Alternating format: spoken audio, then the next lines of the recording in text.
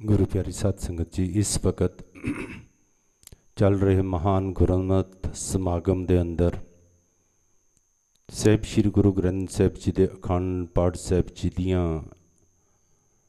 दूसरी लड़ी प्रारंभ हो गई है।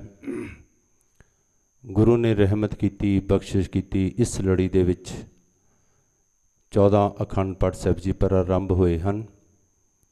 जिवें जिवें आप जी नाम लिखाई जाते हो तिवें तिवें अखंड पाठ साहिब जी दे विच वाधे कर दिते जाणगे, पाठ ज़्यादा रखे जाणगे।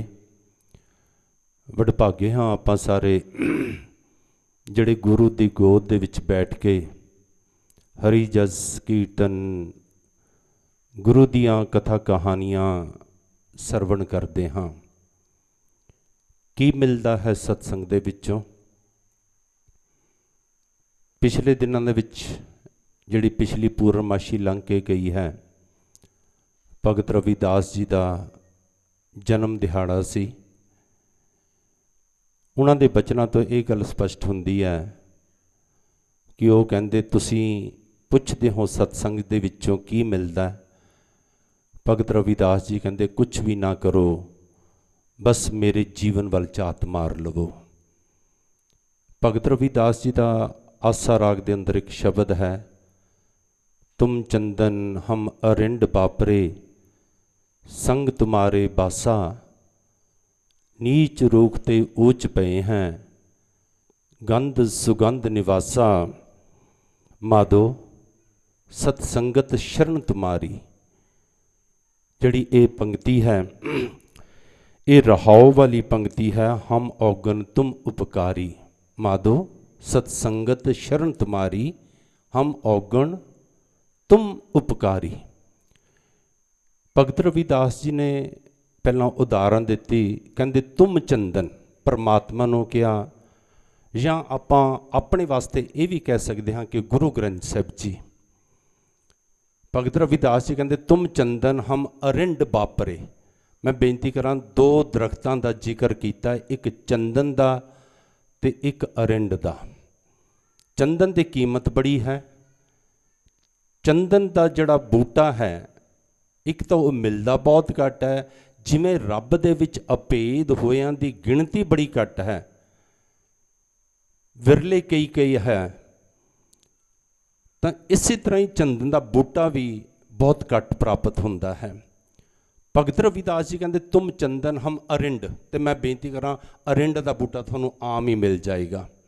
आ रूड़ियाँ होंदियां ना पिंडां दे विच, उत्थे भी वो पैदा हो जाता है, पर उसकी कीमत कोई ज़्यादा नहीं है। हाँ तेल तो अरिंड का थोड़ा निकलता है, पर उसकी कोई ज़्यादा कीमत नहीं है। भगत रविदास जी ये कहते हैं कि परमात्मा तू चंदन के बराबर है, तेरी कीमत का वर्णन नहीं हो सकता। कहते मैं अरिंड की तरह हाँ, तुम चंदन हम अरिंड बापरे। कहते संग तुम्हारे बासा, पर कहते मेरे ते एक कृपा हो गई कि मैनू थोड़ा संग मिल गया, आपां दोनों का बासा इकट्ठा हो गया। तुम चंदन हम अरिंड बापरे, संग तुम्हारे बासा। कहते मैं जड़ा हाँ नीच रूख ते ऊंच पे हैं। कहते मैं नीचा दरखत सी, नीवा सी, तरकारिया जांदा सी, फिटकारिया जांदा सी। कहते नीच रूख ते ऊंच पे हैं। कहते थोड़ी संगत करके कहते मैं भी उच्चा हो गया। गंध सुगंध निवासा, गंध है बदबू। कहते मेरे विच जीवन मेरा बदबूमई सी, मेरे जीवन दे विच बदबू आंदी सी। कहते सुगंध, कहते थोड़ी संगत करके कहते मेरा जीवन भी सुगंधत हो गया। माधो सत्संगत शरण तुम्हारी, माधो माया दा पति। कहते हे परमात्मा, क्योंकि बाणी दे अंदर भगतां ने गुरुआं ने, मैं बेनती करा भट्टां ने उस परमात्मा के बड़े नाम वर्णन किए हैं। इत्थे भगत रविदास जी कहते माधो सत्संगत शरण तुम्हारी, हम औगण तुम उपकारी। कहते मैं तो औगणों का भरिया होया हाँ, तुसी कहते उपकारी हो। अगे बड़ा सोहना उन्होंने वर्ण, कहते तुम मकतूल हम सपेद सपैयल। कहते तुम मकतूल सपेद सपैयल, हम बपरे जस कीरा। कहते परमात्मा गुरु कहते तुसी तां एवें हो जिवें रेशम होवे। तुम मकतूल, मकतूल कहते रेशम नूं। कहते तुम मकतूल सपेद सपैयल, ਰੇਸ਼ਮ ਜਿਹੜਾ ਕੀੜੇ ਤੋਂ ਸਿੱਧਾ ਪੈਦਾ ਹੁੰਦਾ ਹੈ, ਉਹਦੇ ਦੋ ਰੰਗ ਹੁੰਦੇ ਹਨ। ਰੇਸ਼ਮ ਜਿਹੜਾ ਪੀਲਾ ਹੁੰਦਾ ਨਾ, ਅਸਲੀ ਜਿਹੜਾ ਰੇਸ਼ਮ ਹੈ ਉਹਨੂੰ ਰੰਗ ਨਹੀਂ ਕੀਤਾ ਜਾਂਦਾ। ਜਿਹੜਾ ਅਸਲੀ ਰੇਸ਼ਮ ਹੈ ਜਾਂ ਤਾਂ ਉਹ ਚਿੱਟੇ ਰੰਗ ਦਾ ਹੁੰਦਾ ਹੈ ਜਾਂ ਉਹ ਪੀਲੇ ਰੰਗ ਦਾ ਹੁੰਦਾ ਹੈ। ਭਗਤ ਰਵਿਦਾਸ ਜੀ ਕਹਿੰਦੇ ਤੁਮ ਮਕਤੂਲ ਸੁਪੇਦ ਸਪਈਲ, ਕਹਿੰਦੇ ਹਮ ਬਪਰੇ ਜਸਕੀਰਾ, ਕਹਿੰਦੇ ਮੈਂ ਤਾਂ ਕਹਿੰਦੇ ਵਿਚਾਰਾ ਜਿਹੜਾ ਉਹ ਰੇਸ਼ਮ ਦਾ ਕੀੜਾ ਹੁੰਦਾ ਨਾ, ਕਹਿੰਦੇ ਉਸ ਕੀੜੇ ਦੀ ਤਰ੍ਹਾਂ ਹਾਂ, ਤੁਮ ਮਕਤੂਲ ਸਪੇਦ ਸਪਈਲ ਹਮ ਬਪਰੇ ਜਸਕੀਰਾ। ਕਹਿੰਦੇ ਪਰ ਪਰਮਾਤਮਾ ਇੱਕ ਰਹਿਮਤ ਹੋਈ ਸਤ ਸੰਗਤ ਮਿਲ ਰਹੀ ਹੈ ਮਾਦੋ ਜੈਸੇ ਮਦਪ ਮਖੀਰਾ। ਕਹਿੰਦੇ ਬਸ ਪਰਮਾਤਮਾ ਇੱਕ ਕਿਰਪਾ ਕਰ ਕਿ ਮੈਂ ਇਸ ਤਰ੍ਹਾਂ ਕਹਿੰਦੇ ਸਤਸੰਗ ਵਿੱਚ ਜੁੜਿਆ ਰਵਾਂ। ਮੈਂ ਬੇਨਤੀ ਕਰਾਂ, ਭਗਤ ਰਵਿਦਾਸ ਜੀ ਨੇ ਬੜੀ ਸੋਹਣੀ ਉਦਾਹਰਨ ਦਿੱਤੀ ਹੈ। ਪਤਾ ਕਿਹੜੀ ਉਦਾਹਰਨ ਦਿੱਤੀ ਹੈ? ਕਹਿੰਦੇ ਪਰਮਾਤਮਾ ਕਹਿੰਦੇ ਮੈਂ ਇਸ ਤਰ੍ਹਾਂ ਹੋ ਜਾਵਾਂ ਜਿਵੇਂ ਮਦਪ ਹੁੰਦਾ ਹੈ, ਭਾਵ ਸ਼ਹਿਦ ਦੀ ਮੱਖੀ ਹੁੰਦੀ ਹੈ, ਤੇ ਕਹਿੰਦੇ ਇਸ ਤਰ੍ਹਾਂ ਸਤਸੰਗ ਵਿੱਚ ਜੁੜਿਆ ਰਵਾਂ। ਮਖੀਰਾ ਜਿਹੜਾ ਛੱਤਾ ਹੁੰਦਾ ਨਾ ਸਤਸੰਗੀ ਜਨੋਂ, ਉਹਨੂੰ ਮਖੀਰਾ ਕਿਹਾ ਜਾਂਦਾ। ਤੇ ਤੁਸੀਂ ਇੱਕ ਗੱਲ ਦਾ ਧਿਆਨ ਰੱਖਣਾ, ਤਕਰੀਬਨ ਦੇਖਦੇ ਹੋ ਕਿ ਜਿੱਥੇ ਮਧੂ ਮੱਖੀ ਦਾ ਮਖੀਰਾ ਹੋਵੇ, ਛੱਤਾ ਹੋਵੇ, ਉਹਨੂੰ ਕਿੰਨੀਆਂ ਮੱਖੀਆਂ ਲੱਗੀਆਂ ਹੋਈਆਂ ਹੁੰਦੀਆਂ ਹਨ। ਕਹਿੰਦੇ ਬਸ ਪਰਮਾਤਮਾ ਕਿਉਂਕਿ ਜਦੋਂ ਮਖੀਰੇ ਦੇ ਨਾਲ ਮੱਖੀਆਂ ਚਿੰਬੜੀਆਂ ਹੋਈਆਂ ਹੁੰਦੀਆਂ ਨਾ, ਤੇ ਉਹ ਪਤਾ ਕੀ ਕਰਦੀਆਂ ਹਨ?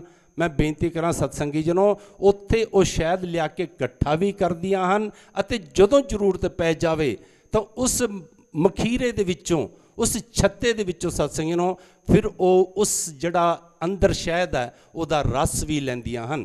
ਮੈਂ ਬੇਨਤੀ ਕਰਾਂ, ਤੁਸੀਂ ਤਨ ਮਨ ਤਨ ਕਰਕੇ ਜੋ ਸੇਵਾਵਾਂ ਕਰਦੇ ਹੋ, ਉਹਨਾਂ ਸੇਵਾਵਾਂ ਦਾ ਸਦਕਾ ਹੀ ਗੁਰੂ ਘਰਾਂ ਦੇ ਅੰਦਰ ਜਪ ਤਪ ਸਾਰਾ ਕੁਝ ਹੁੰਦਾ ਸਤਸੰਗੀ ਜਨੋਂ। ਫਿਰ ਜਿਹੜਾ ਆਪਾਂ ਇੱਥੋਂ ਰਸ ਲੈਣਾ ਹੈ, ਉਹ ਰਸ ਕਾਹਦਾ ਲੈਣਾ ਹੈ? ਉਹ ਆਪਾਂ ਕੀਰਤਨ ਦਾ ਰਸ ਲੈਣਾ ਹੈ, ਉਹ ਕਥਾ ਦਾ ਰਸ ਲੈਣਾ ਹੈ, ਉਹ ਬਾਣੀ ਦੀ ਵਿਚਾਰ ਦਾ ਰਸ ਲੈਣਾ ਹੈ। ਹੁਣ ਅਖੀਰ 'ਚ ਭਗਤ ਜੀ ਕਹਿੰਦੇ ਹਨ, ਜਾਤੀ ਓਛਾ ਪਾਤੀ ਓਛਾ ਓਛਾ ਜਨਮ ਹਮਾਰਾ।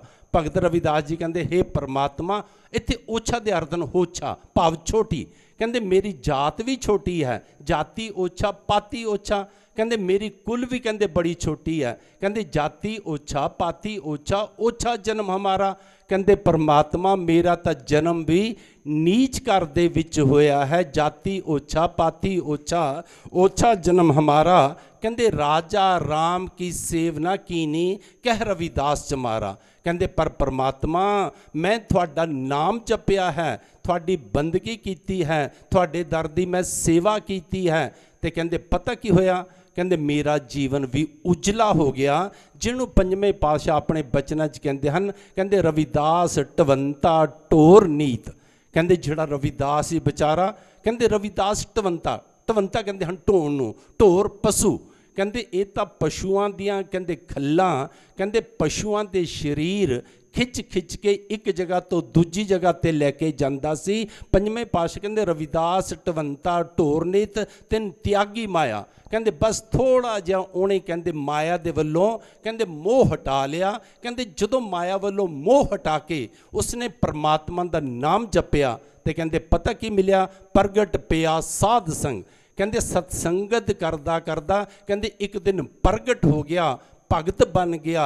ਉਹਨੂੰ ਲੋਕਾਂ ਨੇ ਨਮਸਕਾਰਾਂ ਕਰਨੀਆਂ ਸ਼ੁਰੂ ਕਰ ਦਿੱਤੀਆਂ। ਕਹਿੰਦੇ ਪ੍ਰਗਟ ਪਿਆ ਸਾਧ ਸੰਗ ਹਰ ਦਰਸ਼ਨ ਪਾਇਆ। ਕਹਿੰਦੇ ਉਸਨੇ ਫਿਰ ਹਰੀ ਪਰਮਾਤਮਾ ਦਾ ਦਰਸ਼ਨ ਕੀਤਾ। ਗੁਰੂ ਪਾਤਸ਼ਾਹ ਦੇ ਚਰਨਾਂ 'ਚ ਇਹੀ ਅਰਦਾਸ ਹੈ ਕਿ ਸੱਚੇ ਪਾਤਸ਼ਾਹ ਦਾਸ ਵੀ ਆਪ ਜੀ ਦੀ ਸੰਗਤ ਕਰਦੇ ਹਨ, ਸੰਗਤਾਂ ਵੀ ਆਪ ਜੀ ਦੀ ਸ਼ਰਨ ਵਿੱਚ ਆਉਂਦੀਆਂ ਹਨ। ਬਸ ਰਹਿਮਤਾਂ ਕਰੋ, ਬਖਸ਼ਿਸ਼ਾਂ ਕਰੋ। ਜਿਸ ਤਰ੍ਹਾਂ ਭਗਤ ਰਵਿਦਾਸ ਦੇ ਉੱਪਰ ਕਿਰਪਾ ਕੀਤੀ, ਜਿਸ ਤਰ੍ਹਾਂ ਆਪ ਜੀ ਨੇ ਧੰਨ ਧੰਨ ਬਾਬਾ ਈਸ਼ਰ ਸਿੰਘ ਜੀ ਦੇ ਉੱਪਰ ਕਿਰਪਾ ਕੀਤੀ, ਜਿਸ ਤਰ੍ਹਾਂ ਧੰਨ ਧੰਨ ਬਾਬਾ ਜੰਗ ਸਿੰਘ ਜੀ ਦੇ ਉੱਪਰ ਕਿਰਪਾ ਕੀਤੀ, ਜਿਵੇਂ ਆਪ ਜੀ ਨੇ ਅਮਰ ਸ਼ਹੀਦ ਧੰਨ ਧੰਨ ਬਾਬਾ ਰਾਮ ਸਿੰਘ ਜੀ 'ਤੇ ਕਿਰਪਾ ਕੀਤੀ, ਸਭ ਸੰਗਤਾਂ 'ਤੇ ਐਸੀ ਕਿਰਪਾ ਕਰੋ ਤਾਂ ਕਿ ਦਾਸਰਿਆਂ ਦੇ ਜੀਵਨ ਵੀ ਆਪ ਜੀ ਨੂੰ ਪ੍ਰਵਾਨ ਚੜ੍ਹ ਜਾਣ, ਜਿਸ ਸਦਕਾ ਸਾਡੇ ਸਾਰਿਆਂ ਦਾ ਲੋਕ ਸੁਖੀਏ ਪਰਲੋਕ ਸੁਹੇਲੇ। ਨਾਨਕ ਹਰ ਪ੍ਰਭ ਆਪੇ ਮੇਲੇ ਦੀਆਂ ਦਾਤਾਂ ਰਹਿਮਤਾਂ ਬਖਸ਼ਿਸ਼ਾਂ ਆਸ਼ੀਰਵਾਦਾਂ ਪ੍ਰਾਪਤ ਹੋਣ।